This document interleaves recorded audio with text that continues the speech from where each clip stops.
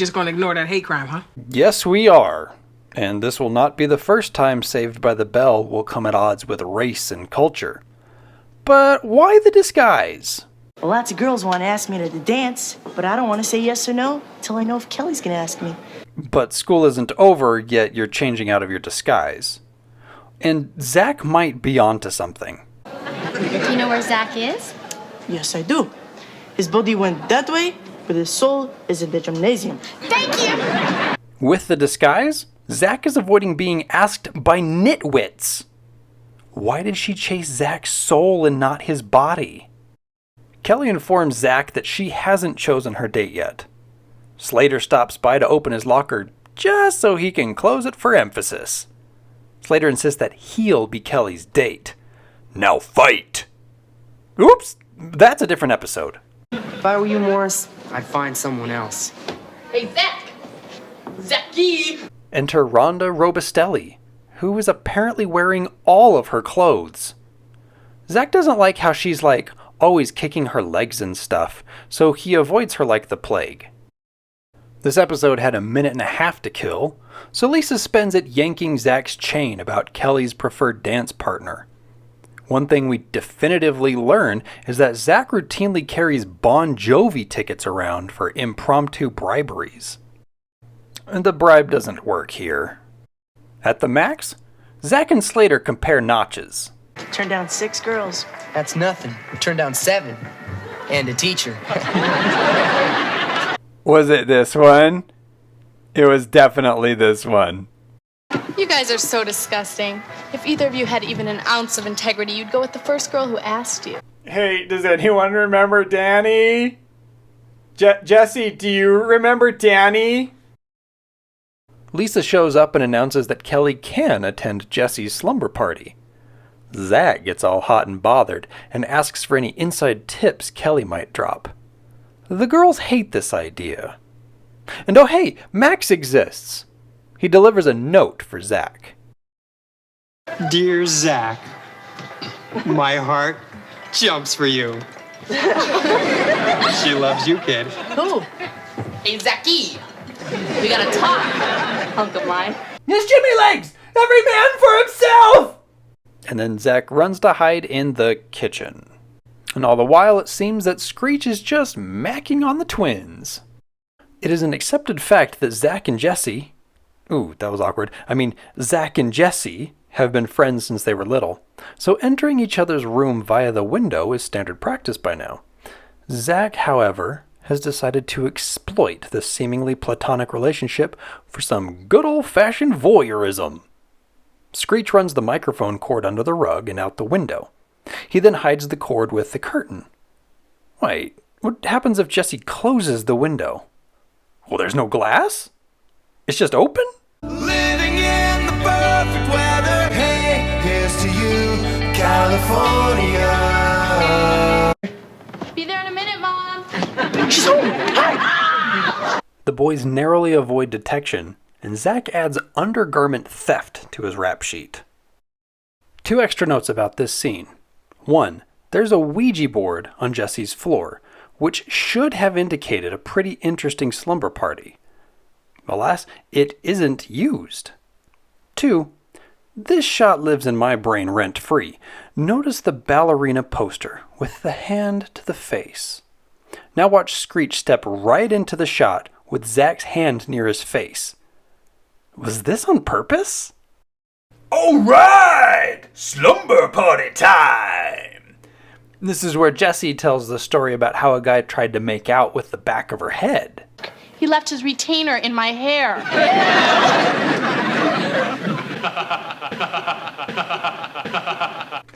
Okay, someone's dad in the audience related a bit too much to that story. Screech dreams of what the slumber party looks like. Sorry, man, it's more like this. Lisa, framed in a shot with another of Jessie's weird dolls, reveals her ideal man. Michael Jackson. Ooh, sorry Lisa, no offense, but I don't think you check all of his boxes.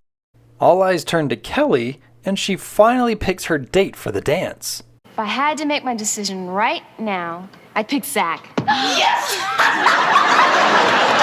What was that? And because Zack basically lives next door, and because he and Jessie don't have functioning windows so that the wiretap can transmit, the ladies figure out that Zack is eavesdropping.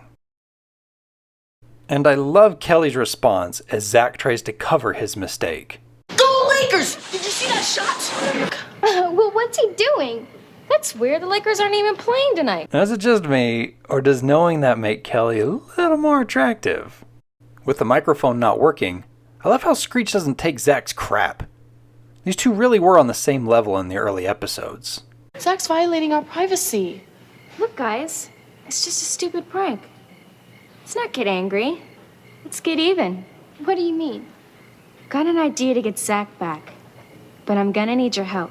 Come here. Why are we whispering? We were just talking out loud a minute ago. The girls are finally ready, and Kelly begins telling her deepest, darkest secret. She hurts boys she likes.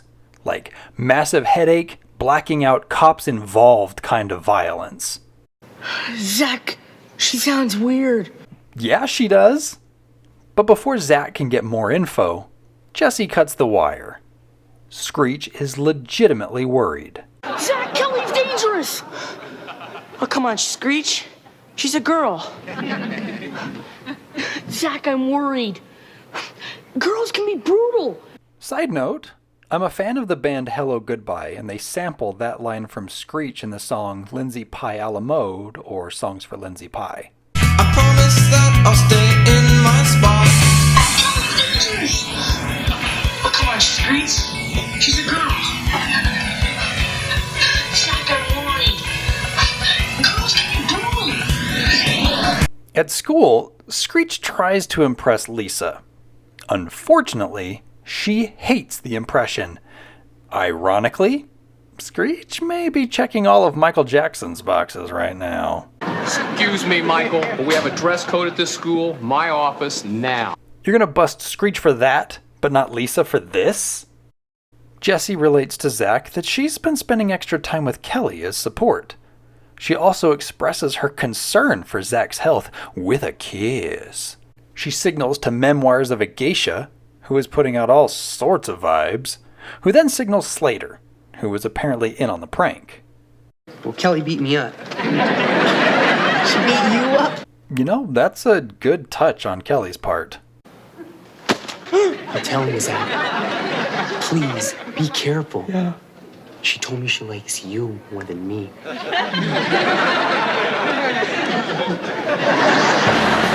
Totally freaked out, Zack breaks into Kelly's file in the principal's office to find a record of Kelly spending 6 months in the Riverside home for the criminally insane.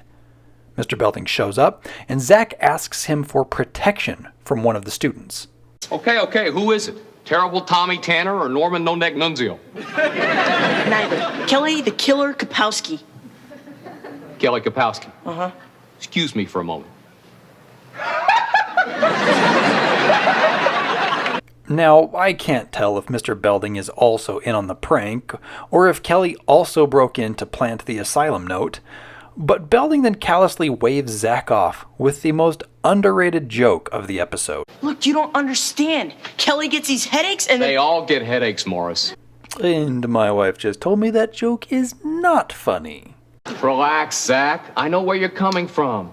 Hey, I was also a big ladies' man. Oh, come on. Your first girlfriend was a VC in Nam. Were you macking on other commie ladies, Mr. Belding? In class, Zack gets a note from Kelly. My dearest Zack, you can run, but you can't hide. I don't know, it still might be worth going after her. After class, Lisa stalls Zack by dropping his things, leaving he and Kelly, and her softball bat, alone in the classroom. Kelly really plays up her affliction, and Zack scrambles to shut her down. In fact, he states he already has a date to the dance. And because there are no other girls in school, his date is Rhonda Robistelli. Oh, is this a blast or what? Oh, I get it now. Zack isn't turned off by her pumped up kicks, but because she's aggressive. I guess that makes sense. Zack, hyperbolically stating they've already danced 53 times, pleads for a break. Slater shows up with Kelly, and the whole scheme is revealed. The headaches are fake, Lisa and Jessie planted the asylum records, and Slater isn't hurt. Worst yet, Kelly leaves Zack dangling on whether she'd have asked him to the dance. And did no one ask Screech? Come on, he's a star in this television show. Even these two nameless girls get screen time. Zack is relieved when Rhonda accepts his desire to call it a night. But she's not letting him go without getting that kiss. And Max is into that kiss. Rhonda Robistelli was played fantastically by Kirsten Holmquist. Kirsten's TV and film career seems to be full of brief appearances in which she's either played for her looks, her height, or both. With most of Hollywood seeming to be on the shorter side, I wonder if Kirsten eventually grew tired of simply being a tall, good-looking blonde, only getting bit parts here and there, some with little to no lines. It's no wonder that she eventually left showbiz for a career in real estate.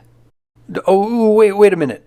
This is one of the Sister episodes with Terrence, played by Dorian Wilson, who played Eddie, which was in that scene with Kirsten in Dream On.